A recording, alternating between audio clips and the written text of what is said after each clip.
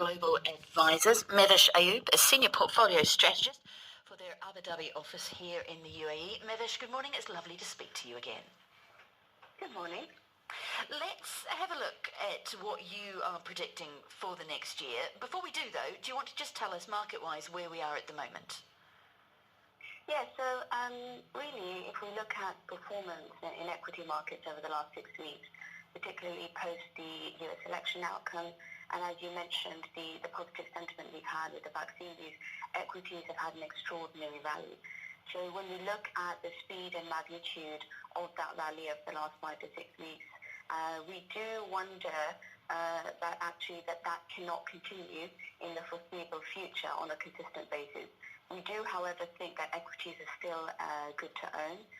There is sort of that awful phrase, there is no other alternative, given where bond yields are, and sentiment and stimulus is certainly a good support for equities. Okay. It's just we really need earnings to follow. Okay, well, let's have a look at the title of your report to start with, Resilience Retested. What do you see as being the biggest tests coming in 2021?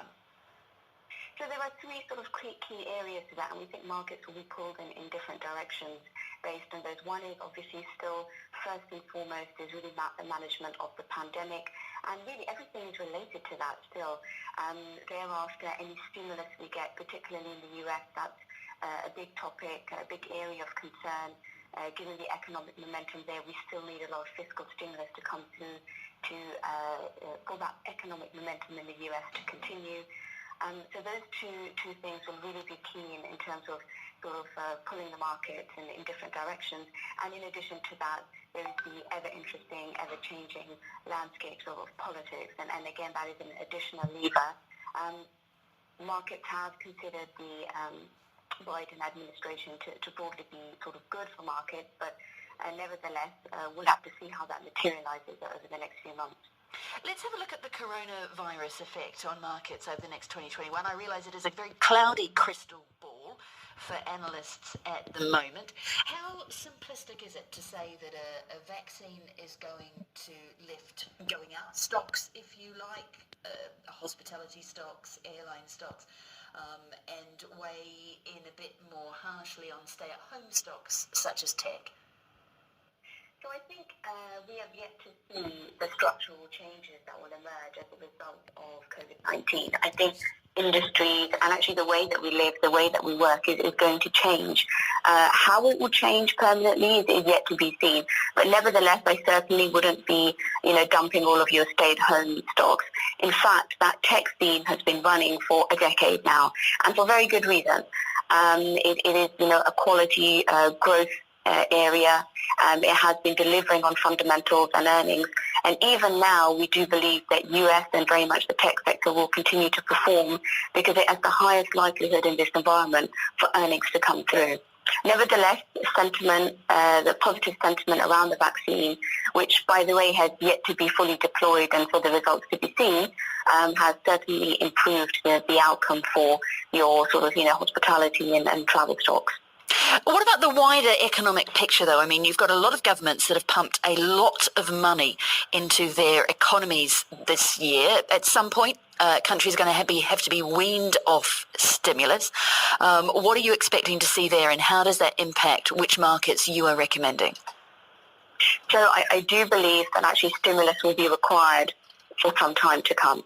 And any point at which we are weaned off, if we think about post-2008 and the type of crisis GFC was, it took a long time to be weaned off the stimulus. So I know there is talk of that, but I think it will be some time before it's a reality.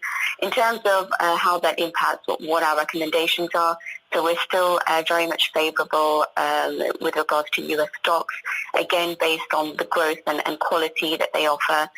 Similarly, we're also overweight credit, and that is very much based on policy and stimulus being supportive of that asset class. And for tactical hedges and to manage ongoing uncertainty and volatility, we do prefer gold, holding an allocation to gold. And we do recommend diversifying your equity portfolio by having low volatility equities in there too. Can you tell us a little bit more about that? When you are recommending what stocks people should be buying, what do you mean? So when we say what stocks, typically rather than sort of stock specific, we really look at asset allocation within that universe. So in terms of regions, our favorite regions are US and China. And if you're favoring China, it very much dominates the emerging market index. So essentially it's China and emerging markets. And in terms of style, you have your high quality, your high growth stocks, and then you also have stocks that are defined by their volatility metrics. So lower volatility metrics tend to be stable over the longer term, particularly when you're thinking about it from the stock perspective. So you can have a portfolio of lower volatility stocks than, let's say, a standard MSCI World or S&P 500 index.